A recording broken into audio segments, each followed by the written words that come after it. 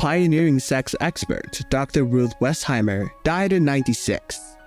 Internationally acclaimed sex therapist Dr. Ruth Westheimer, who tore down taboos with her open, non-judgmental, and good-humored public conversations about human intimacy, has died.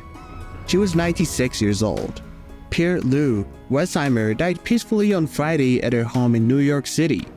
The cause of death was not publicly shared. Westheimer became a household name in the early 1980s when she was in her 50s for her frank approach to discussing sex on her popular late-night radio show, Sexually Appealing. She continued her work on TV with The Dr. Ruth Show, which by 1985 attracted 2 million viewers a week. She also shared her knowledge in dozens of books including Dr. Ruth's Guide to Good Sex and Sex for Dummies on the Web and in the Classroom. She taught at Yale, Princeton, and Columbia Universities, as well as Hunter College.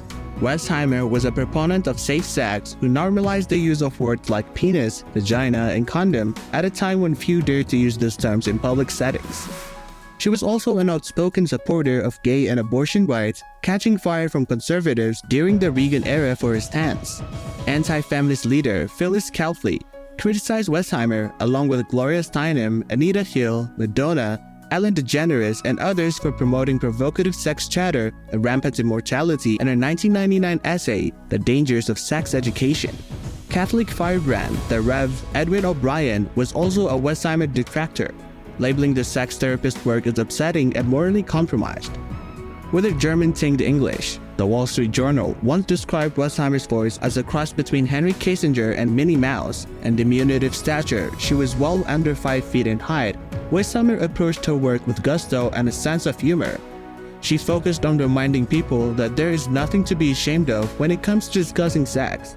Her cheeky catchphrase was, "Get some."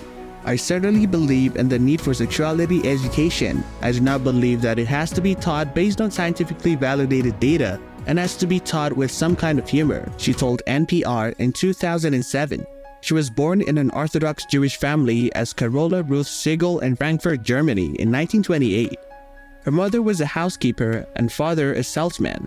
At 10, her parents sent their only child to Switzerland to escape Kristallnacht, a wave of anti-Semitic violence perpetrated by the Nazis. Westheimer believed her parents were murdered at Auschwitz since she never saw them again. She would keep these early tragedies under wraps for most of her career, only speaking openly about her past in 2019 with the release of the Hulu documentary Ask Dr. Ruth. I have changed my mind with this film, she said in an interview with NPR at the time of the movie's release. After the war ended, she migrated to Palestine, which was under British control at the time. There, she trained as a scout and sniper for Haganah, the Jewish militia. She sustained a serious injury during a mortar attack. Westheimer moved to Paris 2 years later and studied psychology at the Sorbonne before immigrating to the United States in 1956. In New York, she worked as a maid while studying for a master's degree in sociology at the New School and went on to earn a doctorate of education from Columbia University's Teachers College.